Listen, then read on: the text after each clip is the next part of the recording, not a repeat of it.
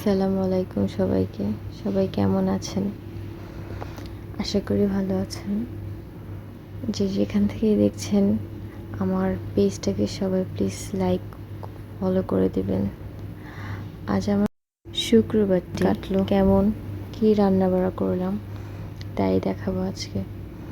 তো আজকে আমি মুরগি রান্না করব, যার জন্য আমি এখানে মুরগিটাকে একদম মশলা টশলা দিয়ে একদম ভালো করে মাখিয়ে তারপরে বসাবো। তো এখানে আমি সব কিছু দিয়ে দিলাম, হলুদ, মরিচ, লবণ, পেঁয়াজ আর জিরা বেটেছিলাম সেটা দিয়ে দিলাম, আদা রসুন, একটু সরিষার তেল দিয়ে দিলাম, দিয়ে এখানে মিক্সড করে মাখিয়ে আমি এখানে এটাকে 30 মিনিটের মতো রেস্টে রেখে দেব। আমার এইভাবে রান্না করতে খুব ভালো লাগে। সব কিছু একদম মাখিয়ে রেস্টে রেখে তারপরে বসাতে আমার কাছে খুব ভালো লাগে, এতে অনেক মজাও হয় রান্নাটা। তো মজাদার এই ঝাল ঝাল রেসিপিটি দেখার জন্য আপনাদেরকে অনুরোধ রইল। তো আমি এখানে সব কিছু কেটে নিচ্ছি, পেঁয়াজ, রসুন, তারপরে ধুন্দুলের একটা ডিম দিয়ে একটা ভাজি করব। ধুন্দুলগুলো কেটে নিচ্ছি, ধুন্দুল দিয়ে ডিম দিয়ে ভাজি করব। তো সবগুলো একদম একবারে আমি সবগুলাকে কেটে ধুয়ে একদম রেডি করে তারপর আমি এখানে বসাবো। সুস্থতা হচ্ছে আল্লাহর বড় নিয়ামত। অসুস্থ হয়ে গেলে সংসারের কাজ তো ঠিকই করতে হয়, তাই না?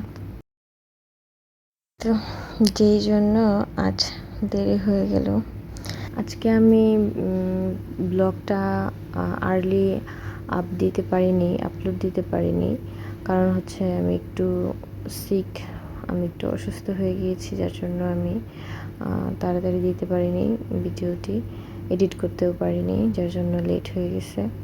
তো আমি সবগুলো এখানে কেটে নেব একদম।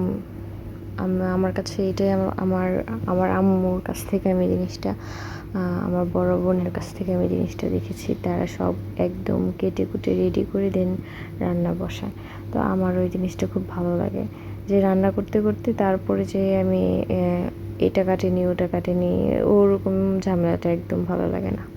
তো এই তো আমি ভাজিটা বসাবো। তো ডিম দিয়ে যেহেতু করবো, আমি এটাকে লবণ, পেঁয়াজ দিয়ে ভালো করে সরিষার তেল দিয়ে এখানে একটা ডিম দিয়ে দিলাম। এই তো ডিমটাকে দিয়ে ভালো করে একদম ভাজা ভাজা করে তারপরে এখানে একটু হলুদ, ধনিয়ার গুঁড়া দিব, দিয়ে আমি এটাকে ধুন্দুলটা দিয়ে কাঁচামরিচটা দিয়ে দেন সব মশলা দিয়ে একদম মিক্সড করে আমি এটাকে রান্না করে ফেলবো। আমার রান্নাটা একদম সিম্পল, একদম ঘরোয়া পদ্ধতিতে রান্না, একদম সিম্পল।